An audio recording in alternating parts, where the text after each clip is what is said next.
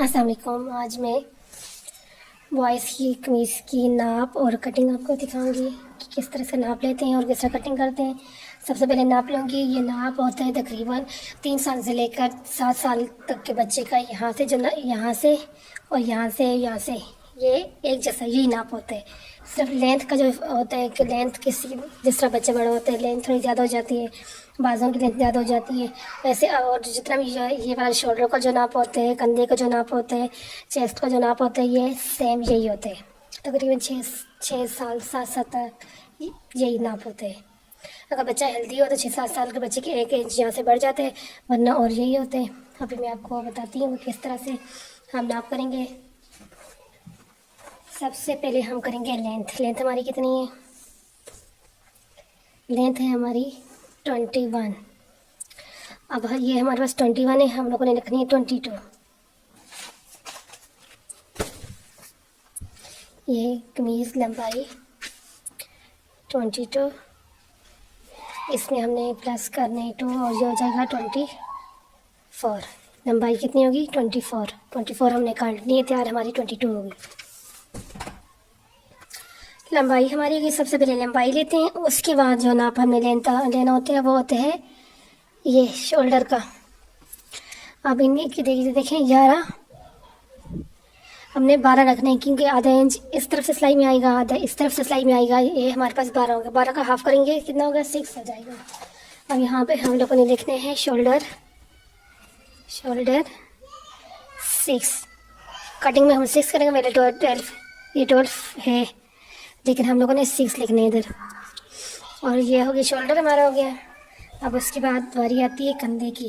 ये होता है कंधा, यहाँ से लेकर यहाँ तक, ये देखें इतने 6 हमारा हो गया कंधा, 6 शोल्डर। अब इसके बाद नंबर आते हैं चेस्ट हमारी, ये देखें 14 हमारी चेस्ट है। 14 का 14 ही लिखेंगे। चेस्ट सीना 14 हो गया। अब इसके बाद नंबर आते हैं बाजुओं का। बाजू हमारे तकरीबन 11 ही है, समझे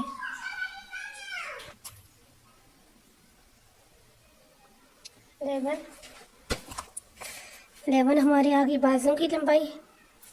इधर लिख लेंगे ना, ये इस तरह पहले लिखना होता है, सारा लिख लिया, फिर इस तरह से नाप लिया, ये बाजू लंबाई लिख ली। अब इसकी कितनी 11 ही लिखेंगे,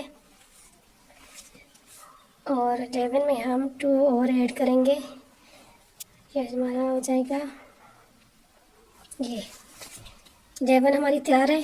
30 हम काटेंगे, वो का जब पीछे से फोल्ड हो गया, आगे से बाजू फोल्ड होगा तो बच जाएगा हमारे पास 11। बाजू की होगी, बाजू आगे से कितने 4 इंच, 4 ही लिखेंगे। बाजू आगे से 4, इसमें सिर्फ 1 ऐड करेंगे और ये जाएगा 5। ओके, अब बारी आती है, अब पट्टी की बारी आती है, इसे पट्टी बोलते हैं। ये यहाँ से यहाँ तक हमारी 7.5 है, इसका 8 ही लिख लूँगी मैं। ये पट्टी 8, पट्टी 8, और बेन हमारा कितने है, ये इस तरह पकड़ेंगे, शर्ट को उठा लिया, ये वाली जगह जो है यहाँ से यहाँ पे अपना इंची टेप रखा और इसका नाप करते जाएंगे कितना है। ये देखिए 12 हमारा बेन है। बेन 12, बेन और पट्टी जितनी है इतनी लिखनी है, इनमें कुछ ऐड नहीं करना, कमीज़ की होगी। अब इसके बाद करेंगे हम अपने चाक का नाप। ये चाक बोलते हैं, ये यहाँ पे इस जगह से इस जगह तक कितने 8। इधर लिखेंगे चाक 8।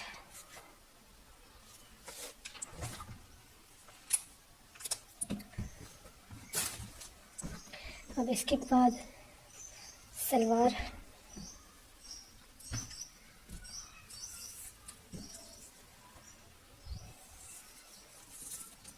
ये सलवार की लंबाई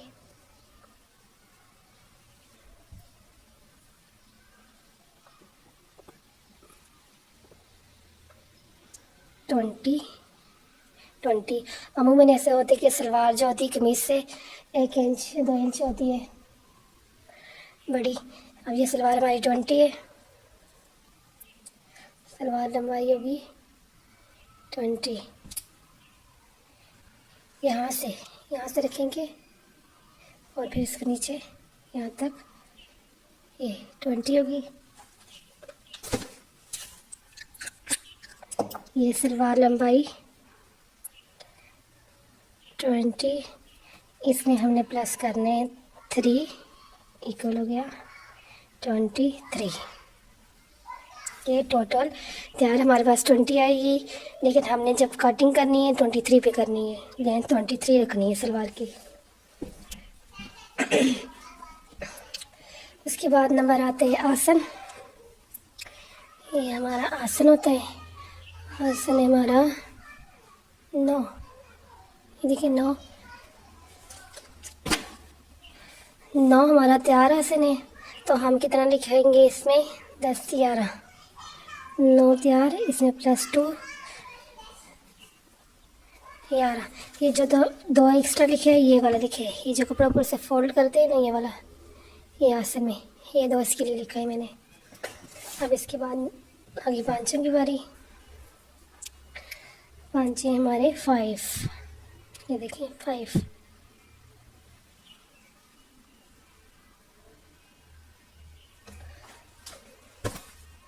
पांचा 5 + 1 = 6।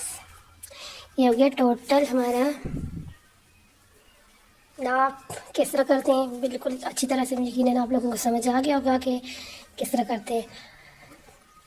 3 साल 4 साल 5 साल 6 साल तक के बच्चे का यही नाप। शोल्डर कमीज़ लंबाई के सिर्फ फ़र्क आते हैं, और ये कंधे का, शोल्डर का, सीने का जो होता है यही होता है। बाजू के आगे से तकरीबन इतने ही होते हैं, लेकिन लंबाई, बाजू की लंबाई, कमीज़ की लंबाई, ये जो होता है ये एज के हिसाब से सिर्फ इसमें फ़र्क आता है। और कटिंग का ये सेम तरीका होता है।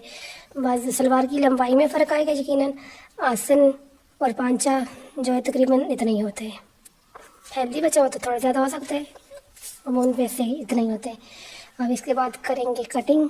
ये नाप हमारे पास रेडी हो गया। अब कटिंग करेंगे कि कटिंग किस तरह करते हैं वो मैं आपको बताती हूँ।